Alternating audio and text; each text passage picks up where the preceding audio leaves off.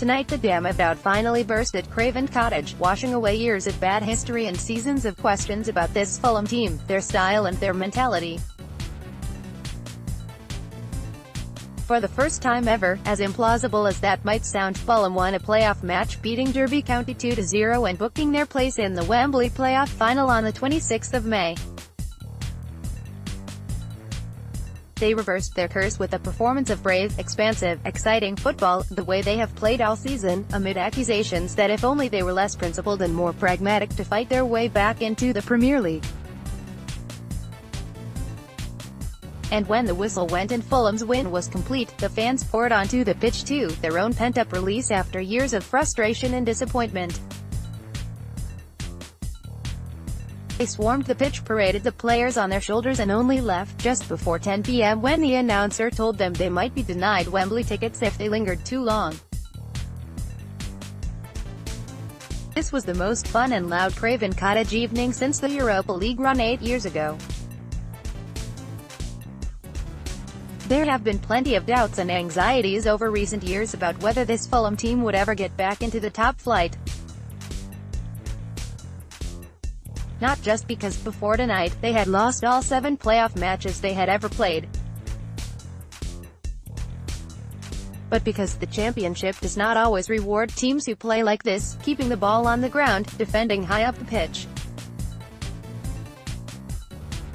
Just look at how Neil Warnock's Cardiff City, whose football is the exact opposite, managed to grind past them to hold on to second and earn automatic promotion.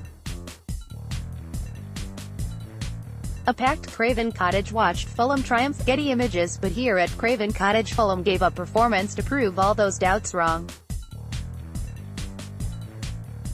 They outplayed an organized, physical, disciplined Derby County side, sustaining pressure, creating chances, wearing their opponents down until Ryan Sessegnon and Denis Odoi finally broke through early in the second half.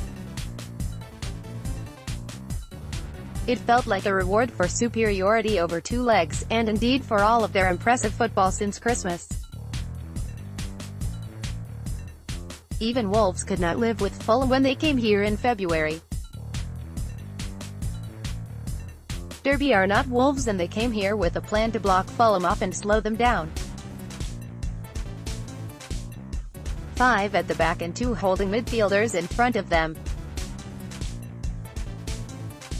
With a 1-0 lead from the first leg, they only had the clock to beat.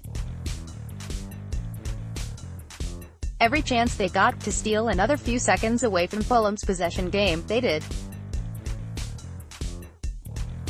Richard Keogh and Andre Wisdom from throw-ins, Tom Lawrence from a corner, Carson from every goal kick.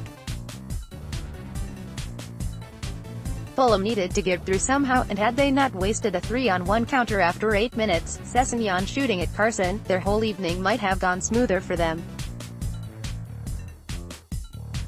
Ryan Sessegnon celebrates the opening goal of the night. Getty Images. The longer a scoreless second half went on, you felt, the harder it might get for Fulham. So what an explosion of noise and relief there was in just its second minute when they finally scored. All of Derby's rigid organization when target swung in another cross from the left. Johansson beat Curtis Davies to chest it down. Sessegnon evaded Keogh, controlled the ball and thumped it in off the bar. With that, the atmosphere changed.